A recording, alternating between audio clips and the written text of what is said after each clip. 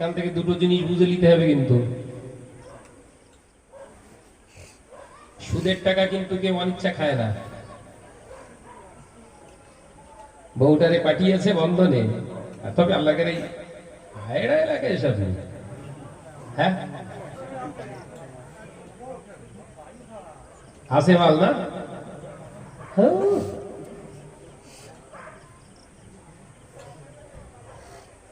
যে সমস্ত ঘরের মহিলারা মহিলা সমিতি করে, যে সমস্ত ঘরের মহিলারা বন্ধন গ্রুপ করে, যে সমস্ত ঘরের মহিলারা এমনি করে টোকরা কোম্পানি করে, যে সমস্ত ঘরের নারীরা মহিলা সমিতি বন্ধন গ্রুপের এজেন্ট হয়েছে, বাবা শুনে নাও, জেনে নাও মা বোনেরা, ওই নারীটা ওই মহিলাটা যদি বিনা তওবায় মারা যায়, ওর জানাজা নামাজটা 5 ওয়াক্ত নামাজি মুসল্লিরা আদায় করতে পারবে না।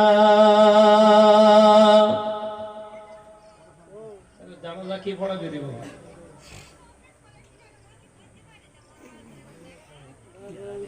রতনে জেনে বলেন, জেনে রতনে রতন চেনে।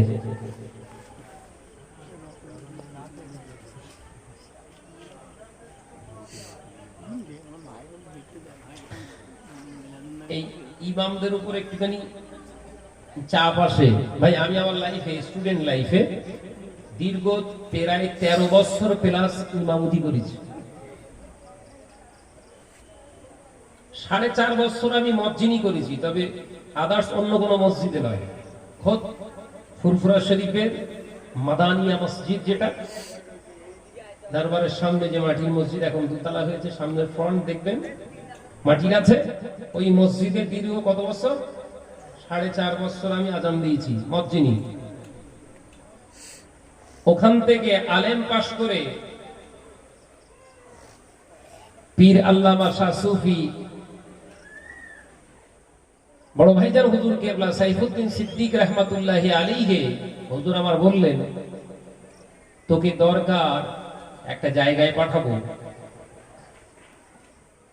ইমামতি করতে যা। ভাইজান আমাকে পাঠাচ্ছেন? আমাকে খুব মহব্বত করতেন, এখনো করে। আমাকে তাড়িয়ে দিচ্ছেন? ওরে না রে পাগলা, তাড়িয়ে নেই, ওখানে দরকার। জায়গায় পাঠিয়েছিলেন, আমি গিয়েছিলাম। তো সেখানে গিয়ে 1 মাস থাকার পর আমি বললাম আমি এবার চলে যাব।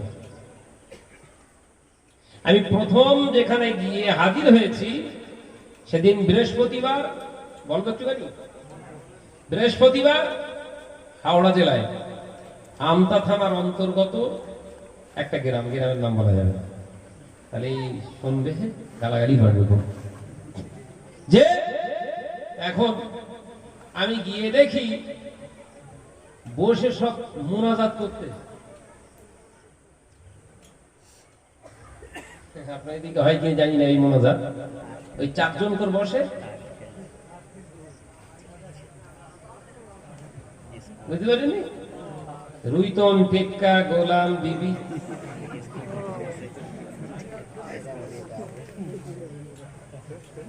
আমি গিয়ে দেখি মসজিদের ঠিক 200 গজ আগে একটা মোড় মতো আছে, সেখানে 4 জন বসে, 4 জন মানে হুজুর, আর বাকি সব শ্রোতা চারিদিক ঘিরে মোনাজাত চলতেছে।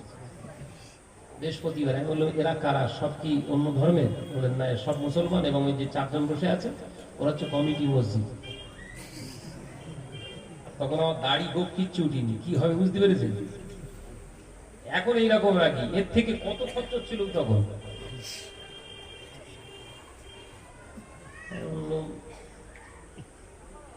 ঠিক আছে, নাম কি? সব নামগুলো বলবো, ঠিক আছে। আমি মসজিদে যে জোহরের নামাজে আজান দিলাম। আজান দেওয়ার পরে জামাত নামাজ আদায় করে এসে একটা মাদ্রাসায় থাকার জায়গা করলেন, আমি থাকলাম। তো রাত্রে কিছু জওয়ান ছেলে এসছে আমার সঙ্গে দেখা করতে। জওয়ান ছেলেদেরকে বললাম কালকে কিন্তু মারপিট হবে, তোরা কি সাথ দিবি? ভাইজান বুঝতে পারলাম না। কালকে আমি কিনি পেটাবো, তোরা কি আমি সাথ দিবি? ভাইজান কেন, কাকে? আমি মসজিদ কমিটির যে সেক্রেটারি ওরে আগে ধরবো। ওরা তো ভয় খাচ্ছে। কিছু ছেলে বলছে হুজুর ভাইজান আছি আপনার সঙ্গে, একদম তরতাজা। তখন আমার বয়স 17 বছর। তো আগুন লাগবে তা ঠিক আছে। পরের দিন জুম্মা নামাজ, খুতবায় হচ্ছে এবার অ্যাকশন, খুতবায় হচ্ছে এবার অ্যাকশন। মসজিদ কমিটি তারা হবে যারা ইমামের অনুপস্থিতি ইমামতি করা দায়ভার নিতে পারবে, দায়িত্ব নিতে পারে, এদের দিতে হবে মসজিদের দায়িত্বের সেক্রেটারি, এরাই হবে মুতাআল্লি, এরাই হবে প্রেসিডেন্ট। Others not allowed. এ নজরেরা, যুবকেরা, বেনামাজিরা মসজিদের যদি মেম্বার সদস্যশিপে নিজেদেরকে দাখিল করে, মসজিদ কমিটি যদি হয়, ওই মসজিদটা আর পাক থাকবে না। একের পর এক যখন শুরু করেছি, নওজওয়ানেরা, যুবকেরা, আমার জানা ছিল না যে 4 জন ব্যক্তি মসজিদে আসেনি জুম্মা পড়তে। আমি জুম্মা পড়ে যখন বেরিয়ে আসছি, এসে দেখছি মোনাজাত চলছে। আমি সহ্য করতে পারিনি। আমি বললাম এর ভিতরে সেক্রেটারিকে। সেই ব্যক্তি বললেন আমি। তোমার মতো অযোগ্য বিয়াদব জানোয়ারটাকে মসজিদে সেক্রেটারি করে কেউ? তোমার মতো জানোয়ার, এই মসজিদ কি জানো? হ্যাঁ, আমাকে জানোয়ার বললেন। বিচার হবে। বিচার করতে আসছেন একজন সনাতন ধর্মের ব্যক্তি, সেই এলাকার স্বনামধন্য একজন ব্যক্তি, সনাতন ধর্মের। তিনি এসে বিচারে আমার বিরুদ্ধে অভিযোগ করলো আমি পায়ের জুতো করে, আমি তো জুতো দিয়ে একদম মুখ ফাটিয়ে দেবো। কার? সেক্রেটারি। হ্যাঁ, আমাকে জুতো দিয়ে মারতে এসছে, জানেন? জুতো দিয়ে এক্ষুনি মারবো তো মা। আমাকে প্রশ্ন করলেন ওই সনাতন ধর্মের ব্যক্তিটা, বিচারক, আপনি এমন করলেন কেন? দেখুন, আমার ইসলাম আমাকে শিক্ষা দিয়েছে মসজিদ হলো পবিত্র জায়গা, ইবাদতের জায়গা। ওই ইবাদতের জায়গায় যারা দায়িত্ব নেবে তাদেরকেও এরকম পবিত্র জীবন যাপন করতে হবে। শরিয়ত যারা বোঝে না, ইসলাম যারা জানে না, তাদের দায়িত্বে যদি ইসলামের দায়িত্ব দেয়া হয়, ইসলামটা ঠিক থাকবে? বলো না। আপনার মন্দিরে পুরোহিতরা যদি অশিক্ষিত হয়, যদি সে পূজা অর্চনার পাঠ যদি না জানে, আপনার পুজোটা কি সহি হবে? না। ঠিক একই কেস। এরা জানে না কিচ্ছু, এরা মসজিদের সেক্রেটারি হয়ে বসে আছে। বলছিস হ, কালকে আমাদের একটা জুম্মার দিন চলে গেল, কালকে জুম্মার নামাজ পড়িনি, সেই সময় রাস্তায় ওপেনিং আপনার তাস খেলা আমাদের শরিয়াতে হারাম, ওখানে বসে তাস খেলা করছে। এবার বলুন, আমি ইমাম সাহেব, আমি যদি প্রতিবাদ না করি তাহলে প্রতিবাদ করবে কে? নাম ধরে সেই ব্যক্তিকে, সেক্রেটারিকে বললেন, ইনি যে বিচার করেছে, এই বিচারের উপরে রায় দেওয়ার ক্ষমতা আমার নেই, আমি চলে যাচ্ছি। পুরো গ্রাম সাপোর্ট হয়ে গেল। ওই আমার ইমামতি স্টার্ট দীর্ঘ 13 বছর, প্রায় 14 বছর কাছাকাছি আল্লাহ মসজিদের ইমামতির দায়িত্ব দিয়েছে। আমি বোঝাতে চেয়েছি, আমার সিস্টেম ছিল কয়েকটা। ইমামতি করতাম, বাড়িতে বাড়িতে বাড়িতে বাড়িতে খাওয়া পছন্দ করতাম না। কারণ আমি রিপোর্ট নিয়ে নিয়েছিলাম অধিকাংশ মহিলারা তারা লাইগেশন অপারেশন করে আছে, তাদের হাতের খানা খাওয়া কিন্তু হারাম। আল্লাহ করে আয়রাতে সব নিব দেয়।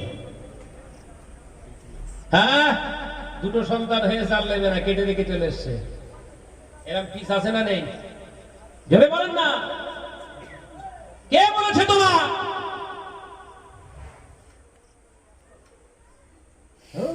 যদি তেল একটুখানি বেশি করে রান্না করে না, আমার মনে তো হুজুর আঙুল চুষে চুষে বলে মারা হবা দে হওয়া। তার মানে কি রাক্ষস আরো এক বাটি চাচ্ছে লিয়া। এই হুজুর ওয়াজ করবে, তাতে আপনার হেদায়েত হবে। যে এই ইমামদের দায়িত্ব হলো আপনার অন্যায়ের প্রতিবাদ করা। ইমামরা, আলেমরা যদি প্রতিবাদ বন্ধ করে দেয়, এই সমাজ চিরেই ধ্বংস হবে, ধ্বংস হবে, ধ্বংস হবে। আর হচ্ছেও তাই, হচ্ছেও তাই, হচ্ছেও তাই। কথা কথা বলছেন না কেন? প্রতিবাদ করবে কারা? শিক্ষিত ব্যক্তিরা। তো শিক্ষিত ব্যক্তিরাই যদি অন্যায়কারীদের সঙ্গে হয়ে যায়, প্রতিবাদের জায়গার কোথায়? আমি আপনাদেরকে বোঝাতে চেয়েছি এটাই। আল্লাহ জ্ঞান আমাদের দিয়েছে, ইচ্ছাকৃতভাবে যে সুদের টাকা খাচ্ছেন, ঘরের মহিলাটাকে সমিতিতে অ্যাডেন করিয়েছেন, ঘরের নারীটাকে বন্ধন গ্রুপের সদস্য বানিয়েছেন, এ দোষ ওই মহিলার যত, তার থেকে বেশি দোষী আপনি একজন পুরুষ। রাসূলুল্লাহ বলেছেন, পুরুষ তখনই বিয়ে করবে, তখনই বিবাহ করবে, নিকাহ করবে, যদি নিজের যোগ্যতার উপরে দাঁড়াতে পারে। কি যোগ্যতা? রাসূলুল্লাহ বললেন, আর রাজুলুন নিকাহ শর্তুন সালাসা। একজন পুরুষ বিয়ে করতে গেলে তার ভিতরে তিনটে তোমরা শর্ত দেখো, তিনটে শর্ত দেখো। নাম্বার 1, রাসূলুল্লাহ বলেছেন, শুধু দৈহিক ক্ষমতা থাকলে হবে না, যৌবন ক্ষমতা থাকলে হবে না, গোটা সংসারের কাজ করার ক্ষমতা রাখতে হবে ওই পুরুষটার। কারণ আমি শাহনাজ বিয়ে করার পরে যদি আমার বিবিটা অসুস্থ হয়ে যায়, ভীষণ সজ্জায় শায়িত হয়ে যায়, রোগে আক্রান্ত হয়ে, ওই অসুস্থ বিবি রান্না করে আমাকে খেতে দিতে পারবে না। রাসূলুল্লাহ বললেন, বিয়ে করা শুধু আমার সুন্নত নয়, ওই অসুস্থ ব্যক্তি নিয়ে ওই তোমার মহিলা বিবিটাকে তুমি নিজে হাতে গিয়ে রান্না করে, রান্নাশালায় ঢুকে রান্না করে ওই অসুস্থ বিবির সামনে খানা পরিবেশন করো, ওটাও আমার সুন্নাত। একবার জোরে বলুন, জোরে হবে না? নাকি শুধু ঠ্যাংনাড়া দেবে দিয়ে গরম গরম দিয়ে নাকি কেটে ফেলবে? মাঝে মাঝে রান্নাঘরে ঢুকবেন, খেয়াল থাকবে বাপ।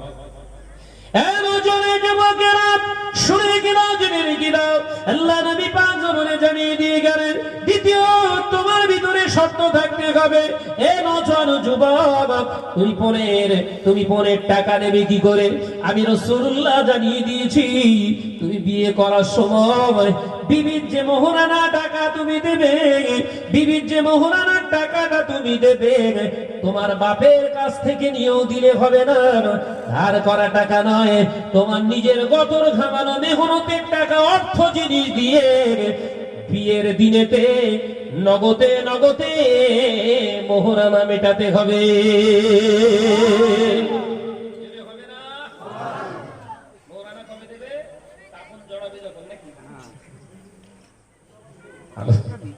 রাগ হচ্ছে নাকি? কারণ এখানে অনেক আসামি আছে, কে আছে সে নিজেই জানে, ঠিক না ভুল?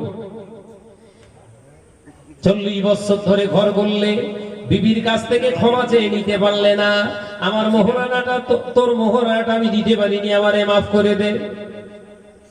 মাল এখন টান টান হয়ে গেছে, মনে কিছু করবেন না, এবার গোদা বাংলার ওয়াজ হবে। মাল যখন টান টান হয়ে গেছে, তিনটে কাপড় ভালো করে জড়িয়ে দিয়ে বেঁধেছে 3 জায়গায়। দুটো দালাল কোথায় ছিল, ঘুসঘুস করে করে করে গিয়ে ভাবির কাছে যেয়ে বলছে, ভাবি মাফ করে দাও। এই ব্যবসা আছে না নেই? সবাই চুপ করে আছেন কেন? মাল যখন টান টান হয়ে গেছে, 3টে কাপড় জড়িয়েছে, 40 বছর ধরে বিবির পাশে শুয়ে কত খেলা করেছে ও, এখন মাল টান টান হয়ে খাটিয়ার উপরে শুয়ে রয়েছে। রক্তের সম্পর্ক তাও কি ঠিক না? কোথায় ছিল? চল যা, গিয়ে মোহরানাটা ক্ষমা চেয়ে দে। দুটো দালাল গিয়ে ঘুসঘুস করে দিয়ে বলছে, আয় মাফ কর দাও, মাফ করে দিতে হয়, মাফ কর দাও। স্বামী মরে গেছে ওটা একটা কথা আলাদা, সামনে খাটিয়া, সামনে শুইয়ে রেখে দিয়েছে, নিজের সামনে খাটিয়াটা দেখতে পাচ্ছে, আর ওই মুভমেন্টে গিয়ে ক্ষমা চাচ্ছে কে? গ্রামবাসী, প্রতিবেশী। হ্যাঁ, 40 বছর ধরে মজা মারলুম আমি, আর ওরা যে ক্ষমা চাচ্ছে, হবে তো? কথা ঠিক না বুঝে বলে? তৈরি করা শরিয়াত আলাদা, আর তৈরি হয়ে আসা শরিয়াত আলাদা। কোনটা নেবে? তৈরি হয়ে যেটা এসেছে ওইটা নিতে হবে, আর তৈরি যেটা করবে এর ভিতরে ভ্যাট আছে। যেমন দেশি মাগুর আল্লাহ দিয়েছিলেন, এখন আর একটা মাগুর পাওয়া যায়। বোঝাতে অসুবিধা হচ্ছে? দেশি মাগুরের কেজি কত? 400-500। আমি হাওড়া জেলায় 1000 টাকা কিনে খাই সময় সময়। 800,000 কমপক্ষে। জি, আর ওই বড় বড় হ্যাঁ ও কত? আরে ও তো মাগুর। 70 টাকা বলি খরিদ্দারি করতে, কত বড় চেহারা, কি খেয়েছো? আর এই রকম খুব জোর হলে 1 কেজি হয়। কষ্ট 2-3 বছর যদি থাকে ঠেলে ঠুলে হয়, ঠেলে ঠুলে। আর এই 45 দিন শুধু খাইয়েছে, ইতি করেছে 250। 45 দিনে হাইব্রিডের ওজন হচ্ছে 250। 1 বছর রাখলে কি হবে? তো মানুষ খাবে, খাবে না কেন? কলার পাতা দিচ্ছে, ওই ছাগলের মতো কস কস করে ছিঁড়ে খাচ্ছে। গোবর প্রচুর, বাবরে তো চমচম। মানুষের গু বদলে দিকে যা দিচ্ছে ধুলছে দিচ্ছে একদম। খেয়ে খেয়ে এমন বডি তৈরি করে দিয়েছে। ও 70 হবে না তো 80 হবে। আর 20টার সামনে ফেলেন, শুকিয়ে শাকে দিয়ে ধুতে ভালো। ওর প্রিয় জিনিস, পছন্দের জিনিস দেখে খায়, সেই জন্য ওর গায়ের কালারটা আল্লাহ সোনালি রেখে দিয়েছে। একবার জোরে বলুন। আরে মাল যা পায় তা খায়, পেটের দিকে সাদা, উপরের দিকে কালো, কোন জায়গায় আবার কেলিয়ে আছে। অসুবিধা হচ্ছে নাকি? ছেলেরা বাচ্চারা, আমি আলোচনা বোঝাতে চেয়েছিলাম, শুনে কেঁদে জেনে খেতে আল্লাহ নবী দিল দুনিয়ার বাদশাহ হাবিবুল্লাহকে, নবী জনাবে মুহাম্মদ রাসূলুল্লাহকে সাল্লাল্লাহু আলাইহি ওয়াসাল্লাম পাক জবানে জানিয়ে দিয়ে গেলেন, এ পুরুষেরা, তুমি বিয়ে করার সময় তোমার গতর খামানো মেহনতের টাকা দিয়ে তোমার বিবির মোহরানাটা নগদে নগদে মিটিয়ে দাও।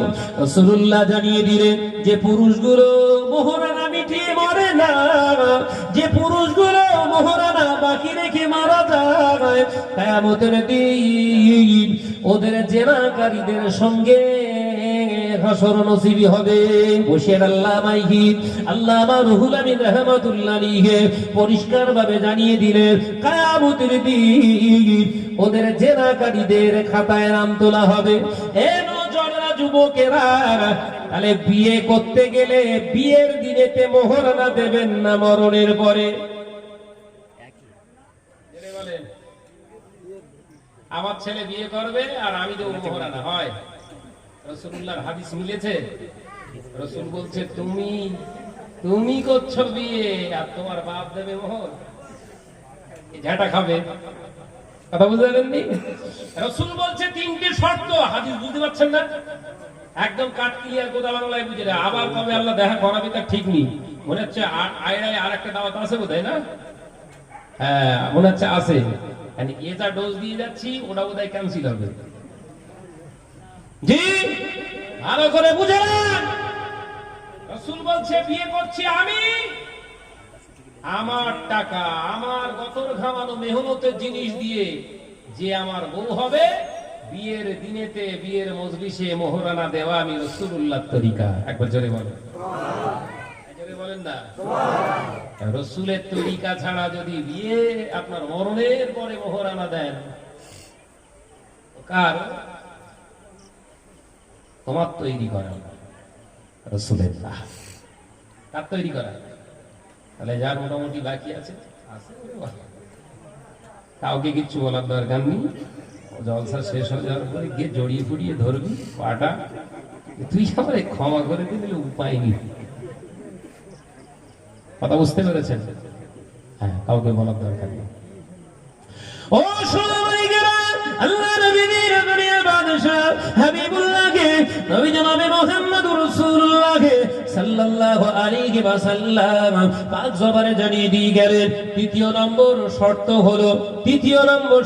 হলো, যে পুরুষটা বিয়ে করবে তাকে জিজ্ঞাসা করো, বরকে জিজ্ঞাসা করে, এ বর, আমার মেয়েকে তুই বিবাহ করবি? বল, আমার মেয়ের দায়িত্বটা, ভরণ পোষণের দায়িত্বটা কি তুমি নিতে পারবে?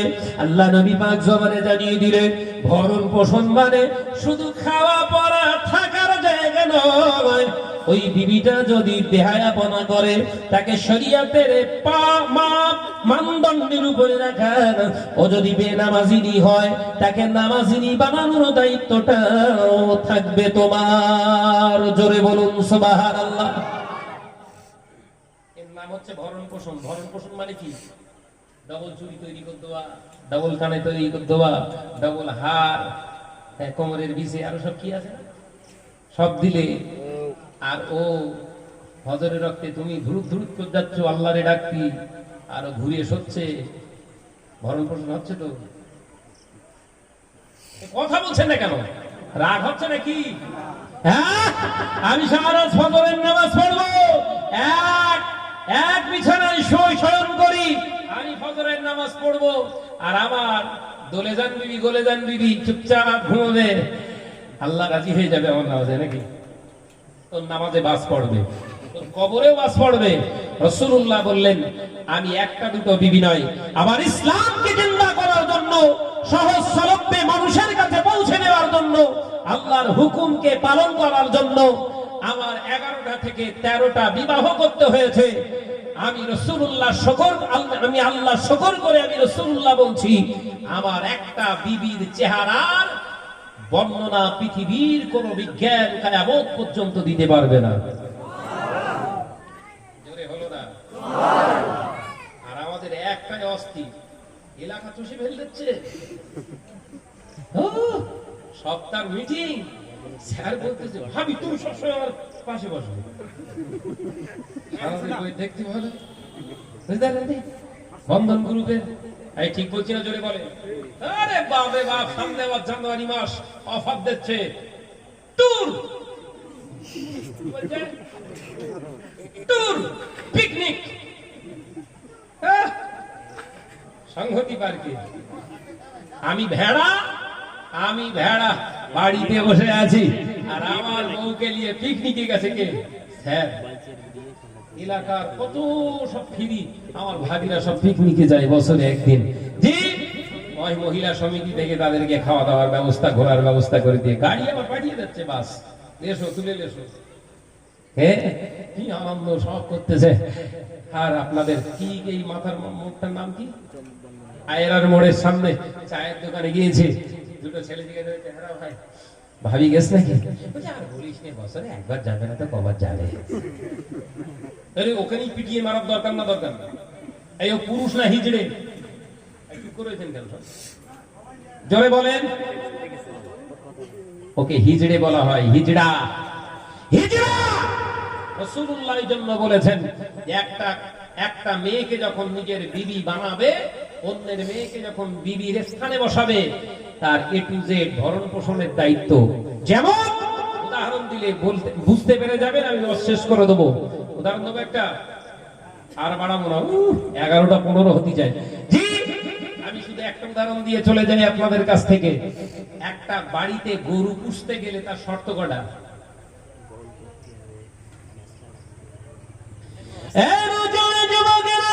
একটা বাড়িতে গরু ছাগল পুষতে গেলে তার শর্ত হলো একটা, তার থাকার জায়গা, খাওয়া, তার দাওয়া সব দিতে হয়। ওটা ঠিক, খাওয়া দাওয়া তো যেখানে সেখানে করতে পারে। এতটার পরেও আপনার স্বাদের গরু, স্বাদের ছাগলটার গলায় একটা দড়ি পরাতে হয়। কথা বলছেন না কেন? আল্লাহ নবী পাক জবানে জানিয়ে দিয়ে গেলেন, যদি তোটা তোমার শর্ত হয়, একটা গরুর গলায় দড়ি পরিয়ে রাখতে হয়। কারণ পাশের জমির ফসলকেও যদি চাষ করে, সেই ফসলটা যদি পোষা গরু, তোমার পালিত যদি ওই গরু ছাগলটা গিয়ে খেয়ে ফেলে, যত তোমার আপন বন্ধু আর ভাই হোক না কেন, মারির সঙ্গে গাল ফিরি। কথা বলেন না কেন? ওটা যদি গরুর ক্ষেত্রে শর্ত হয়, গলায় দড়ি দিয়ে যদি খোঁটায় বদ্ধ করতে হয়, তুমি বাড়িতে বউ পুষবে, শরিয়াতের শর্ত থাকবে না। কোন জায়গা থেকে পেলে? ও মুসলমান, তুমি 5 ওয়াক্ত নামাজ পড়ো, তোমার বিবিটা মহিলা সমিতির এজেন্ট হয়ে বসে আছে। শুনে রেখে দাও, জেনে রেখে দাও, আল্লাহ নবী হাদিস পাকে আজ থেকে 1442 বছর আগে রাসূল জানিয়ে দিলেন, ইয়াদখুলুল জান্নাহ, তাইসরা কোশ্চিন কালে বেহেশতে যাবে না। এই মুসলমান জাত, শুনে রেখে দাও, শুনে রেখে দাও, তোমার বিবি তোমার বিবি যদি বেপরোয়া হয়, তোমার বিবি যদি বেহায়া হয়, তোমার বিবিটা যদি বেপরদা নিশিনা হয়, শত খরচ করে আসার পরেও, মুসল্লিগিরি করার পরেও কপাল দিয়ে যদি ঠুকে ঠুকে রক্ত বের করে মরে যাও, রাসূলুল্লাহর হাদিস অনুযায়ী তোমার ঠিকানা হবে জাহান্নাম। শেষ করে দিল। আল্লাহ আমাদের যতটুকু বলালেন শোনালেন, আমাদের উভয় বক্তা শ্রোতাকে আল্লাহ পাক যেন আমল করার আল্লাহ তৌফিক দান করে, বলুন আমিন। জোরে হলো না? তাহলে ঘরের বিবিদের নামাজিনী পর্দা নিশিনা বানানোর দরকার আছে না নাই?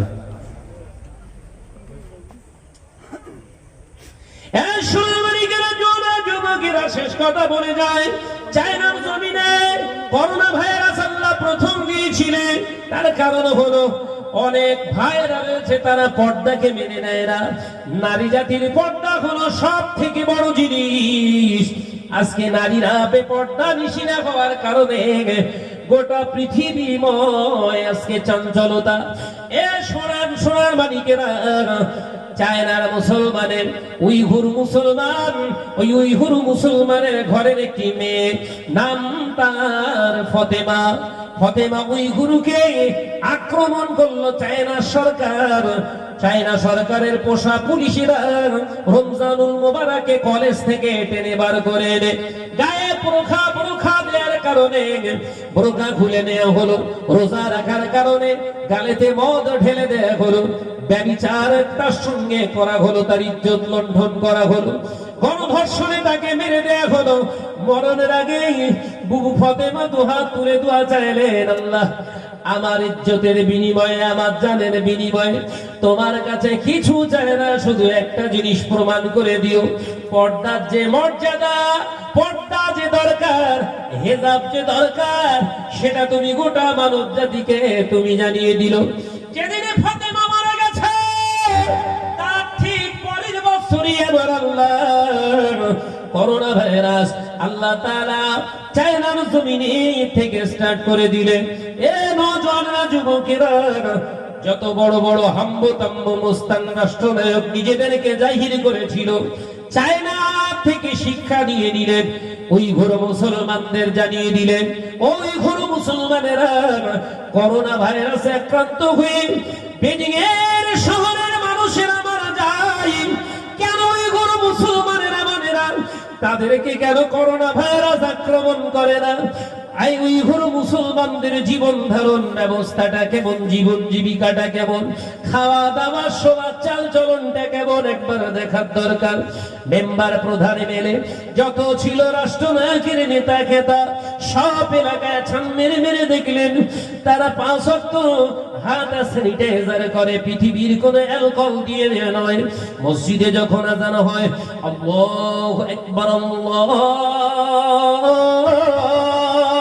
আকবার, আযান শব্দ শোনার পরে তারা ওযু বানায়। তাদের নবী শিখিয়ে দিয়ে গেছে।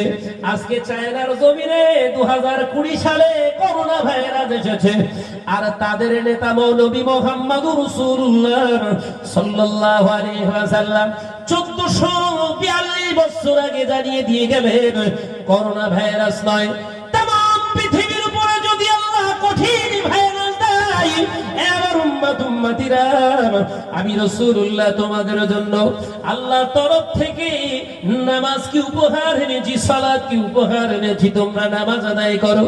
তবে নামাজের শর্ত হলো ওযু করে নিয়ে পবিত্রতা অবলম্বন করো। ওযু করার সময় একবার হাত ধোয়া, নাকে পানি, মুখ ধোয়া একবার করে হলো ফরজ, কিন্তু আমি রাসূলুল্লাহ জানিয়ে দিলাম 3বার করে ধৌত করো। আমি রাসূলুল্লাহর সুন্নাত আদায় হয়ে যাবে। চায়নার সরকার দেখলেন মুসলমানেরা পৃথিবীর কোন অ্যালকোহল দ্বারা তারা স্যানিটাইজার করে না। আল্লাহর নবী 1442 বছর আগে নবী হাতে স্যানিটাইজারের মাধ্যমটা শিখিয়ে গেলেন। দিনে 5 বার 24 ঘন্টায় মুসলমানদের করোনা ভাইরাস আক্রমণ করে না, তার কারণ হলো নবী মুহাম্মদুর রাসূলুল্লাহর সুন্নাত তাদের ভিতরে জিন্দা।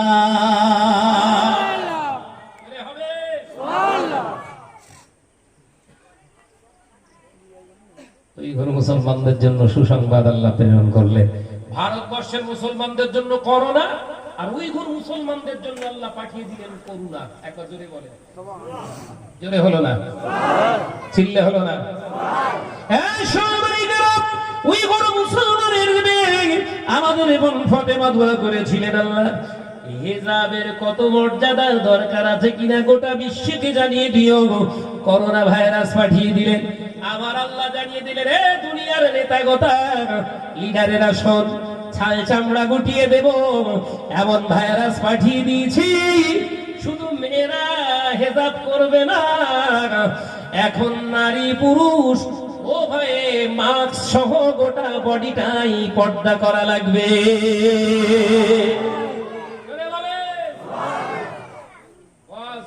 समझता है थोड़ी थोड़ी যে এখন হুজুর খেজুরিদুর বাদল মুখ দেখা, যে বুবু লিপস্টিক ছাড়া চলতো না, ও লিপস্টিক কোটা হুই হুই করে ফেলে দিকে। কেন রে, কি হলো রে? ওইসে দেখি হবে, দেখিয়ে রেখে দিয়েছে। যারা কসমেটিক্স এর দোকান বসিয়ে তারা সব মাসি তাড়াচ্ছে। আল্লাহ বললেন, গোটা বিশ্বকে আমি স্তব্ধ করে দিয়েছি।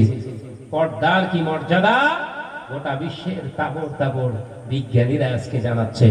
মুসলমানদের নারীদের পুরুষদের উপরে করোনা ভাইরাস আক্রমণ করছে না সেই সমস্ত নারী পুরুষদের উপরে যারা পর্দা নিশিনা এবং নামাজিনী। এক বছরে হলো আমাদের ভারতবর্ষে বহু মানুষ মারা গেছে, 1 লক্ষের উপরে করোনা একটি পজিটিভ রোগী। তার ভিতরে একটাও এখনো প্রমাণ হয়নি নামাজি পরেজগার মুত্তাকিন মানুষ করোনা ভাইরাস আক্রান্ত হয়েছে। একবার জোরে হবে, জোরে হবে। তাহলে সেই শুরুতে বলেছিলাম, জলসা দেবে কারা আর করোনা ভাইরাস থেকে বাঁচবে কারা? বুঝে যায়নি ভাই, জ্ঞান তেমন নেই। যতটুকু মোটামুটি পড়ি একটু গবেষণা করি, গবেষণা থেকে একটুখানি দিলাম। আল্লাহ কবুল করেন, বলুন আমিন। যদি হ্যাঁ আল্লাহুম্মা আমিন। আমার জন্য দোয়া চাইবেন, আল্লাহ পাক যেন শরীরটা সুস্থ রাখে। কথা বুঝতে পেরেছেন? সেই গাড়ি স্টার্ট হয়েছে, এখন কবে বন্ধ হয় আল্লাহ জানে। বুঝতে পেরেছেন? আমার জন্য দোয়া করবেন। আসুন যাওয়ার আগে, বিদায় নেওয়ার আগে, আলবিদা নেওয়ার আগে আমার বিশ্ব নবীর উপরে একটু সালাম করবো। রাজি আছেন তো? প্রাণ খুলে দাঁড়িয়ে, ইয়া নবী